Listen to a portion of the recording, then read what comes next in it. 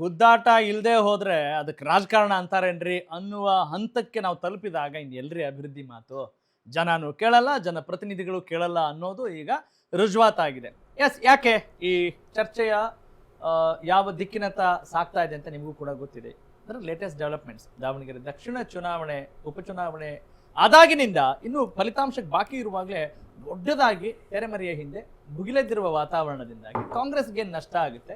BJP ಮತ್ತು JDS ಮೈತ್ರಿ ಪಕ್ಷಗಳು ಇದನ್ನೇನಾದರೂ ಅನುಕೂಲ ಮಾಡ್ಕೊಳ್ಳೋಕೆ ಸಾಧ್ಯವಾ? Yes professor Sanath Kumar, over to you. ಇಲ್ಲಿ ಅನುಕೂಲ ಮಾಡ್ಕೊಳ್ಳುವಂಥದ್ದು ಅಂತಲ್ಲ, ಸಾಹೇಬರು ಮಾತಾಡ್ತಾ ಇದ್ರು 60 ವರ್ಷ ದೇಶವನ್ನು ಆಳಿದ್ದೀವಿ, ನಾವು ದೇಶವನ್ನು ಆಳಿದವ್ರು, ನಾವು ಏನು ಅಭಿವೃದ್ಧಿ ಮಾಡಿದ್ದೀರಿ, ಏನು ಮಾಡಿದ್ದೀರಿ, ಎರಡನೇದು. ಆಮೇಲೆ ಇನ್ನೊಂದು ಮಾತು ಹೇಳಿದ್ರು, ಸರ್ವಜನಾಂಗದ ಶಾಂತಿಯ ತೋಟ. ಎಲ್ಲೋ ಒಂದು ಕಡೆ ಶಾಂತಿಯ ತೋಟದಲ್ಲಿ ಏನೋ ಜಗಳ ಸ್ಟಾರ್ಟ್ ಆಗಿದೆ ಅಂತ ಕಾಣಿಸುತ್ತೆ. ಅದನ್ನ ಯಾವಾಗ ತಣ್ಣಗೆ ಮಾಡಿ ಸರ್ವಜನಾಂಗದ ಶಾಂತಿಯ ತೋಟ ಮತ್ತೆ ಮಾಡ್ತಾರೆ.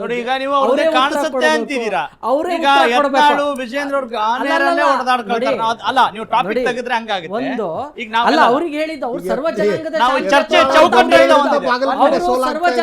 ಶಾಂತಿಯ ತೋಟ ಅಂತ ಹೇಳ್ಕೊಳ್ಳಲ್ಲ. ಒಂದು ಚರ್ಚೆ ಚೌಕಟ್ಟಲ್ಲಿ ಮಾತಾಡೋಣ. ಇಲ್ಲಿ ನೋಡಿ, ಜನರಲ್ ಟಾಪಿಕ್ ಅದು ಯಾವಾಗ್ಲೂ ಇರುವಂತ. ಆದ್ರೆ ನಿಮಗೆ ಇದರಿಂದ ನಿಮ್ಗೆ ಏನ್ ಸೋ ವಾಟ್ ಅಂತ ಹೇಳಿ. ಅಲ್ಲ, ಇದರಿಂದ ನಮ್ಗೆ ನೋಡಿ ರಾಜಕೀಯ ಲಾಭವಂತೂ ಖಂಡಿತವಾಗೂ ಇದೆ. ಅವ್ರೇನು ಅಂತ ಹೇಳಿದ್ರೆ ಜನರ ಮುಂದೆ ಹೋಗ್ಕೊಂಡು ಗಲಾಟೆ ಮಾಡ್ತಾ ಇದ್ದಾರೆ, ಅಭಿವೃದ್ಧಿ ಮಾಡಿಲ್ಲ. ಇಲ್ಲಿ ಆಗಿರೋ ಪ್ರಾಬ್ಲಮ್ ಏನ್ ಗೊತ್ತಾ, ಅಭಿವೃದ್ಧಿ ಆಗಿಲ್ಲ. ನೀವೇನೋ ಗುದ್ದಾಟ ಗ್ಯಾರಂಟಿ ಅಂತ ಹೇಳಿದಿರಿ, ಇದು ಗ್ಯಾರಂಟಿ ಹೋಗೇ ಇಲ್ಲ. ಹಂಗಾಗಿ ಆ ಜನರು ಅದಕ್ಕೆ ಗ್ಯಾರಂಟಿಗೋಸ್ಕರ ಗುದ್ದಾಡಬೇಕಾಗಿದೆ ಈ ಸರ್ಕಾರದ ಜೊತೆಗೆ. ಅದು ಮೇನ್ ಪಾಯಿಂಟ್ ಇದ್ರಲ್ಲಿ ಇರೋದು. ನಿಮ್ಮ ಟೈಟಲ್ ಗ್ಯಾರಂಟಿ ನಾವು ಕಾಪಿ ಮಾಡೋದಲ್ಲ, ನಿಮ್ ಗ್ಯಾರಂಟಿ ಆಯ್ತು ಸ್ವಾಮಿ, ನೀವು ಅಷ್ಟು ಮಾತಾಡ್ತಿರಲ್ಲ. ಇವನ್ ಇದೆ ಈ ವರ್ಷದಲ್ಲಿ ಎಷ್ಟು ಜನ ರಿಜಿಸ್ಟ್ರೇಷನ್ ಆಗಿದ್ದಾರೆ ಹೇಳಿ ಸರ್ ನೀವು, ಆಯ್ತಾ? GBA ಏನ್ ಮಾಡಿದಿರಿ ಹೇಳಿ, ಗ್ರೇಟರ್ ಬೆಂಗಳೂರಿಗೆ ಏನ್ ಮಾಡಿದಿರಿ ಅಂತ ಹೇಳಿ, ಅದೇನೋ ಟನಲ್ ರೋಡ್ ಏನ್ ಮಾಡಿದಿರಿ ಅಂತ ಹೇಳಿ. ಆ ಟನಲ್ ರೋಡ್ ಅಲ್ಲಿ ಅದಾನಿ ಅದಾನಿ ಅದಾನಿ ಅಂತ ಅಲ್ಲಿ ಬೈತಾ ಇದ್ರಲ್ಲ, ಅದೇ ಅದಾನಿಗೆ ಟೆಂಡರ್ ಕೊಡುವಂತ ಪರಿಸ್ಥಿತಿ ಬಂದಿದೆ. ನಾವು ಈಗ ಈ ವಿಚಾರ ಕುರಿತಂತೆ ಈಗ ಚುನಾವಣಾ ಇಂಪ್ಯಾಕ್ಟ್ ಆಗ್ತಾ ಇದೆಯಲ್ಲ, ಇದನ್ನ ನೀವು ಹೇಗೆ ಸದುಪಯೋಗ ಪಡಿಸ್ಕೊಳ್ತಾ ಇಲ್ಲ? ಇದು ಮುಂದಿನ ನೋಡಿ ಮುಂದಿನ ಇವರ ವೈಫಲ್ಯಗಳೇನಿದಾವಲ್ಲ, ಇದು ನಮ್ಮ ಮುಂದಿನ ಏನು ಚುನಾವಣೆಗೆ ದಿಕ್ಸೂಚಿ. ಒಂದು ಇದು ನಮ್ಗೆ ಅಲ್ಟಿಮೇಟ್ಲಿ ಇದು ನಮ್ಗೆ ಹೆಲ್ಪ್ ಮಾಡುತ್ತೆ. ಇವತ್ತಲ್ಲ ನಾಳೆ ನಮ್ಗೆ ಹೆಲ್ಪ್ ಮಾಡುತ್ತೆ. ಇವರು ಏನ್ ಗೊತ್ತಾ, ಪ್ರತಿಯೊಬ್ಬರಿಗೂ ಪ್ರಾಮಿಸ್ ಮಾಡಿದ್ರು, they failed in fulfilling the promises. ಇದು ಅವರ ಮೇನ್ ಪ್ರಾಬ್ಲಮ್. ಈ ಏನು ಪಕ್ಷದೊಳಗೆ ಆಂತರಿಕ ಕಿತ್ತಾಟ. ಸರ್ ಇಲ್ಲಿ ನೋಡಿ, ಪ್ರತಿದಿನ ಒಬ್ಬ ಬರ್ತಾರೆ ಮಿನಿಸ್ಟ್ರು, ಏನಾದರೂ ಒಂದು ಇಕ್ಕಟ್ಟಿನ ಪರಿಸ್ಥಿತಿ ಬಂತು ಅಂತ ಹೇಳಿದ್ರೆ ಏನು ಹೇಳ್ತಾರೆ ಗೊತ್ತಾ, ನವೆಂಬರ್ ಕ್ರಾಂತಿ, ಡಿಸೆಂಬರ್ ಕ್ರಾಂತಿ, ಜನವರಿ ಕ್ರಾಂತಿ, ಫೆಬ್ರವರಿ ಕ್ರಾಂತಿ. ಕೆಲವರು ಇನ್ನೂ ಒಂದು ಹೆಜ್ಜೆ ಮುಂದೆ ಹೋಗ್ತಾರೆ, ಡೇಟ್ ಕೊಟ್ಬಿಡ್ತಾರೆ. ಅವ್ರಿಗೇನ್ರಿ ಗೊತ್ತು ಅಂತ ಇನ್ನೊಬ್ರು ಬಂದು ಹೇಳ್ತಾರೆ. ಅಂದರೆ ಮೀಡಿಯಾವನ್ನ ಇವ್ರು ಏನು ಮಾಡ್ತಾ ಇದ್ದಾರೆ ಅಂತ ಹೇಳಿದ್ರೆ ದಿಕ್ಕು ತಪ್ಪಿಸ್ತಾ ಇದ್ದಾರೆ. ಎಲ್ಲಿ ಇವರ ಲೂಪ್ ಹೋಲ್ಸ್ ಇದಾವೆ ಅದನ್ನ ಮುಚ್ಕೊಳ್ತಾ ಇದ್ದಾವೆ.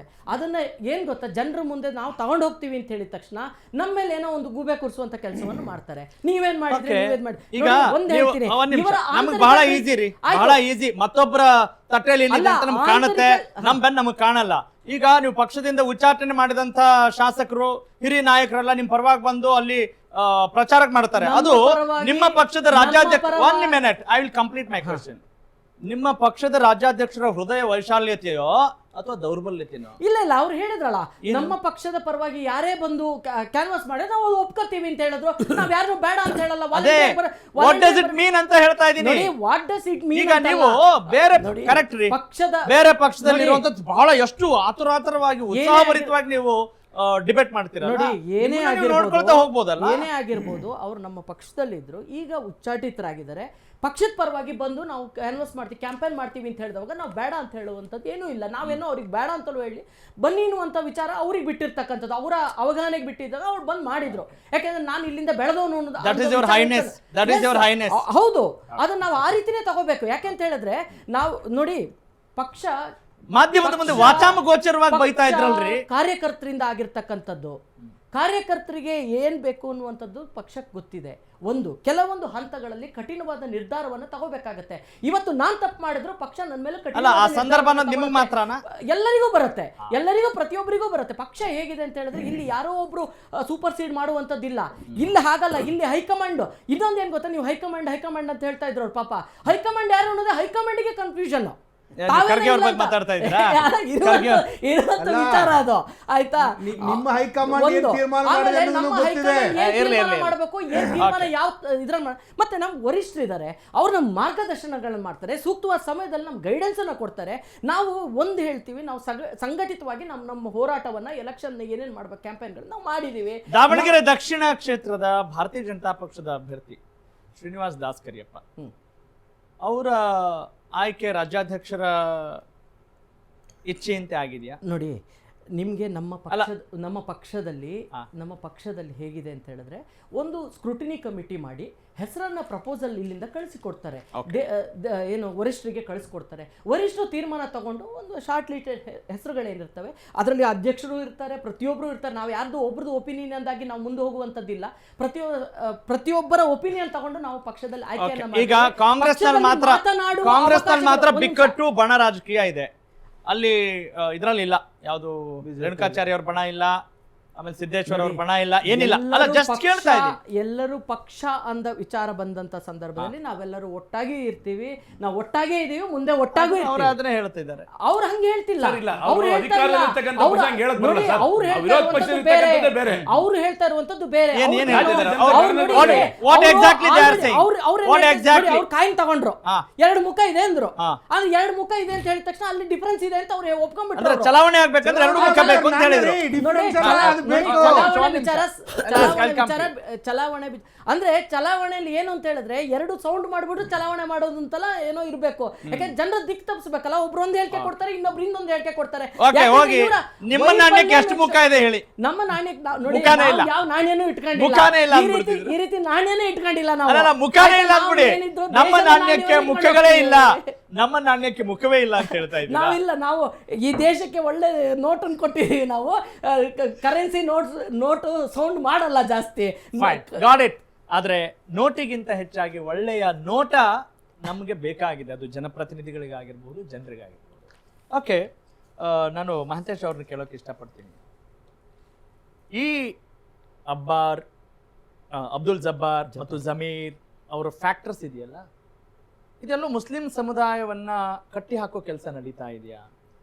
ಚುನಾವಣೆ ಹೆಸರಿನಲ್ಲಿ ಆ ಸಮುದಾಯಕ್ಕೆ ಅನ್ಯಾಯ ಮಾಡ್ಲಿಕ್ಕೆ ಮುಂದಾಗ್ತಾ ಇದೆಯಾ? ಗೊತ್ತಿಲ್ಲದೆ ಟೇಕನ್ ಫಾರ್ ಗ್ರಾಂಟೆಡ್ ಮಾಡ್ಕೊಂಡ್ಬಿಟ್ರ ಮುಸ್ಲಿಂ ಸಮುದಾಯವನ್ನ? ಇವ್ರು ಯಾವತ್ತಿದ್ರು ನಮ್ಮವರೇ, ಅವ್ರನ್ನ ಯಾಕೆ ನಾವು ಜಾಸ್ತಿ ಮನ್ನಣೆ ಕೊಡಬೇಕು ಅಂತೇಳಿ ಎಲ್ಲೋ ಎಡು ಬಿಟ್ರ? ಸರ್, ಎಡುವಂತ ಪ್ರಶ್ನೆ ಇಲ್ಲ. ಅಲ್ಲ, ಈ ಪ್ರಶ್ನೆ ಇಲ್ಲ ಅಂತ ನನ್ನ ಹತ್ರ ಮತ್ತೆ ಪ್ರಶ್ನೆಗಳು ಬರ್ತವೆ.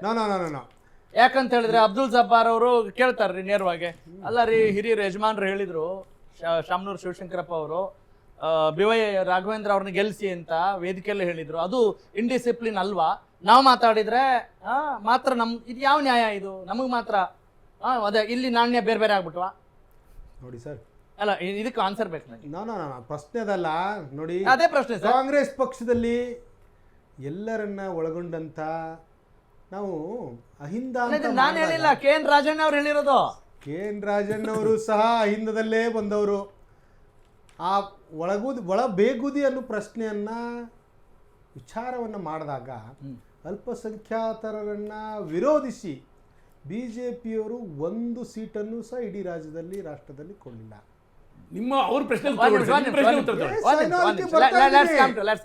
ನಾನು ಅದಕ್ಕೆ ಬರ್ತಾ ಇದ್ದೀನಿ.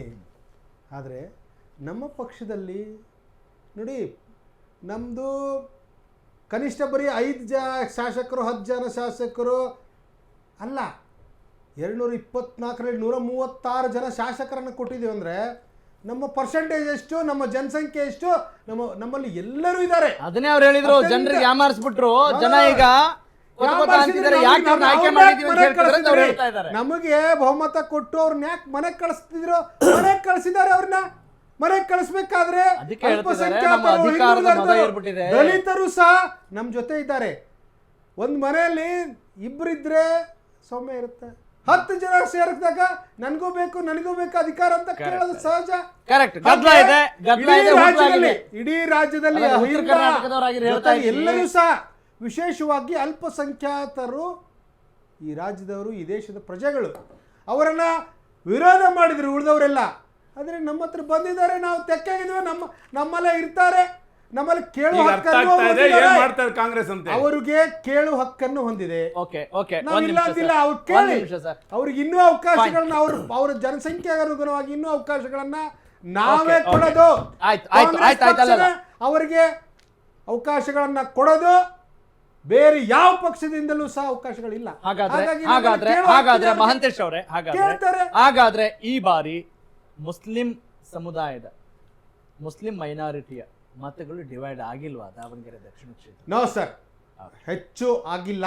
ಆಗಿಲ್ಲ. ಓಕೆ, ಹೆಚ್ಚಾಗಿಲ್ಲ, ಕಡಿಮೆ ಆಗಿದೆ. ಪಾಯಿಂಟ್ ಸ್ವಲ್ಪ ಯಾಕಂದ್ರೆ ನಾಯಕತ್ವ ಬದಲಾವಣೆಯನ್ನ ಬಯಸಿದಾಗ ಒಬ್ರು ಇಬ್ರು 1% 2% ಅವ್ರಿಗೆ ಅವಕಾಶಗಳಿಲ್ಲ. ಯಾಕಂತ ಪರಿಸ್ಥಿತಿ ಬಂತು ಅಂತ ಹೇಳ್ತೀರಿ? Just what is the reason for? Yes, ನೋಡಿ, ಈಗ 4 ಜನ ಅಂತಮ್ರು ನನಗೂ ಬೇಕಂತ ಕೇಳಿದಾಗ ಇಬ್ರು ಡಿವೈಡ್ ಆಗ್ತಾರೆ. ಬಾಗಲಕೋಟೆಯಲ್ಲಿ ವೀರಣ್ಣ ಚರಂತಿಮಠ್, ಮಲ್ಲಿಕಾರ್ಜುನ್ ಚರಂತಿಮಠ್ ಕಾಸಾ ಸಹೋದರರು. ಕರೆಕ್ಟ್. ನಾನು ಆ ಕ್ಷೇತ್ರದಲ್ಲಿ ಓಡಾಡಿ ಇದ್ದವರು. ಆ ಎರಡೂ ಸಹೋದರರು ಬಿಜೆಪಿಯಿಂದ ಬಂದವರು. ಆ ಸಹೋದರರು ಹಿಂದಿನ ಚುನಾವಣೆ ಹೋದ್ರು, ಈಗ ಅಲ್ಲಿ ಬಂದ್ರು. ಇರ್ಲಿ ಸರ್, ಅದು ಒಂದು ಉದಾಹರಣೆ ಹೇಳ್ತಾ ಇದ್ದೀನಿ. ಹಾಗೆ ಇಡೀ ರಾಜ್ಯದ ಅಲ್ಪಸಂಖ್ಯಾತರಲ್ಲಿ ಎಲ್ಲರಿಗೂ ಅವಕಾಶವನ್ನು ಕೇಳ್ತಾ ಇದ್ದಾರೆ. ಅದಕ್ಕೆ ಮುಖ್ಯಮಂತ್ರಿಗಳು ಸಿದ್ದರಾಮಯ್ಯನವರು ನಿನ್ನೆ ಮೊನ್ನೆ ಸಭೆಯಲ್ಲಿ ಇಡೀ ರಾಜ್ಯದ ಅಲ್ಪಸಂಖ್ಯಾತರು ಯಾವ್ಯಾವ ಪ್ರದೇಶಕ್ಕೆ ಅನುಸಾರವಾಗಿ ಯಾರ್ಯಾರು ಎಲ್ಲೆಲ್ಲಿ ಅವಕಾಶಗಳನ್ನು ಕೊಡ್ತೀವಿ. ಸಿಗ್ಗಾವನ್ನ ಮೊನ್ನೆ ಪಠಾಣ್ ಅವ್ರಿಗೆ ಕೊಟ್ಟು ಗೆಲ್ಲಿಸ್ಕೊಂಡು ಬಂದ್ವಿ. ಅದು ಈ ರಾಜ್ಯದ ಮಗನ ವಿರುದ್ಧ ಸಾಧ್ಯನೇ ಇಲ್ಲ. ಮುಖ್ಯಮಂತ್ರಿಗಳ ಬಸವರಾಜ ಬೊಮ್ಮಾಯಿ ಅವರ ಮಗನ ವಿರುದ್ಧ ಒಬ್ಬ ಅಲ್ಪಸಂಖ್ಯಾತ ಗೆಲ್ಲಿಸ್ಕೊಂಡು ನೋಡಿ ಸರ್, ಕರೆಕ್ಟ್. ಈಗ ಕುಮಾರಸ್ವಾಮಿ ಅವರ ಮಗನ ವಿರುದ್ಧ come to the present sir. ಈಗ ಡಿ.ಕೆ. ಶಿವಕುಮಾರ್ ಅವರು ಮತ್ತು ಸತೀಶ್ ಜಾರಕಿಹೊಳಿ ಅವರು ಭೇಟಿಯಾಗಿ ಮಾತುಕತೆ ನಡೆಸಿದ್ದಾರೆ. ಅಬ್ದುಲ್ ಜಬ್ಬಾರ್ ಅವರ ಈ ಅಮಾನತು ಆದೇಶವನ್ನ ಹಿಂದೆ ತೆಗೀರಿ ಅಂತ. ಅಂದ್ರೆ ನಿಮ್ ಪಕ್ಷದಲ್ಲಿ ಇಲ್ಲರಿ ಆಗಲ್ಲ ಅಂತ ಅಂದ್ರೆ ಈ ವಿರೋಧ ಪಕ್ಷಗಳೇ ಬೇಕಾಗಿಲ್ಲ, ನಿಮ್ ಪಕ್ಷದಲ್ಲಿ ವಿರೋಧ ಪಕ್ಷಗಳಾಗುವಂತ ಸಾಧ್ಯತೆ ಇದೆಯಾ? ಪಕ್ಷದಲ್ಲಿ ತತ್ವ ಸಿದ್ಧಾಂತ ಇರುತ್ತೆ. ನಮ್ಮದೇ ಪಕ್ಷದಲ್ಲಿ ನಾನು ಒಬ್ಬ ವಕ್ತಾರನಾಗಿ ಹೇಳೋದಿಷ್ಟೇ, ಶಿಸ್ತು ಮತ್ತು ಸ್ವಯಂಮತಿಗೆ ಒಂದು ಏನದಕ್ಕೆ ಕಟ್ಟುನಿಟ್ಟಳಿ ಇರುತ್ತೆ. ಯಾರು ಶಿಸ್ತನ್ನ ಕಾಪಾಡದ ಹೋಗ್ತಾ ಇದ್ರೆ ಆ ಶಿಸ್ತು ನಾಳೆ ಇನ್ನೊಬ್ರು ಮಾಡ್ತಾರೆ, ಇನ್ನೊಬ್ರು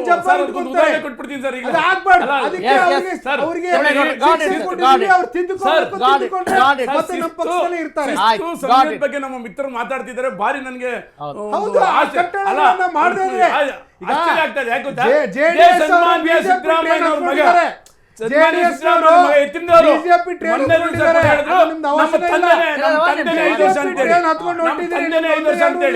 ಇರ್ರಿ ಒಂದ್ ನಿಮಿಷ. ನಮ್ ತಂದೆನೇ 5 ವರ್ಷ ಅಂತ ಹೇಳಿದ್ರು, ಅವ್ರು ಯಾವ ಶಿಸ್ತಿಲ್ವಾ ಸರ್? ಅದೇ ಇಕ್ಬಾಲ್ ಹುಸೇನ್ ಮಾತಾಡಿದ್ರೆ, ಬಾಲಕೃಷ್ಣ ಅವ್ರು ಮಾತಾಡಿದ್ರೆ ನೋಟಿಸ್ ಕೊಡ್ತೀರಿ, ಅವ್ರು ಯಾವ ಶಿಸ್ತು ಸಂಯಮ ಅಪ್ಲೈ ಆಗೋದಿಲ್ವಾ? ಸನ್ಮಾನ್ಯ ಡಿ.ಕೆ. ಶಿವಕುಮಾರ್ ಅವರಿಗೆ, ಕಾಂಗ್ರೆಸ್ ಅಧ್ಯಕ್ಷರಿಗೆ ಅವ್ರು ನೋಟಿಸ್ ಕೊಡ್ಲಿ ಸರ್ ಇವತ್ತು.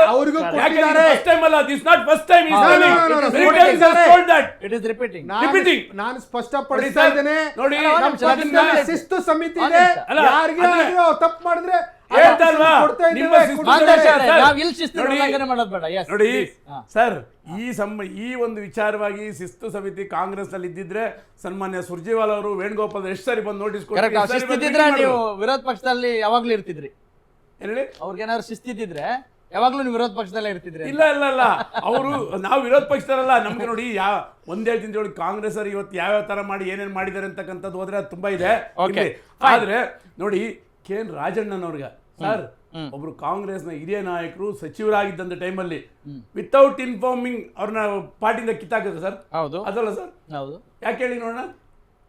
ಹೇಳಿ, ಸನ್ಮಾನ್ಯ ರಾಹುಲ್ ಗಾಂಧಿ ಅವ್ರಿಗೆ ಯಾವ ಒಂದು ವಿಚಾರವಾಗಿ ಮಾತಾಡಿದ್ರು ದೃಷ್ಟಿಯಿಂದ ಇದೇ ಇವತ್ತು ಯಾಕೆ ಸರ್ ಸನ್ಮಾನ್ಯ ಎತ್ತಿನವ್ರಿಗೆ ಅಪ್ಲೈ ಆಗಲ್ಲ? ಅಂದ್ರೆ ಇಷ್ಟು ಸಾರಿ ಹೇಳಿದ್ರು ಕೂಡ ಅವ್ರು ಮತ್ತೆ ನಮ್ಮ ತಂದೆನೇ 5 ವರ್ಷ ಆಗೋದು ಎಷ್ಟು ಸರಿ ಹೇಳ್ಬೇಕು ಅಂತ ಹೇಳ್ತಾರಲ್ಲ. ಯಾಕೆ ಸನ್ಮಾನ್ಯ ಡಿ.ಕೆ. ಶಿವಕುಮಾರ್ ಸುಮ್ಮನೆ ಇದ್ದಾರೆ? ಇದೆ. ನಾನು ಬಿಜೆಪಿ ಅವರು ಕೇಳಿದೆ ಆಗ. ಈಗ ಹೇಳಿ ಮತ್ತೆ.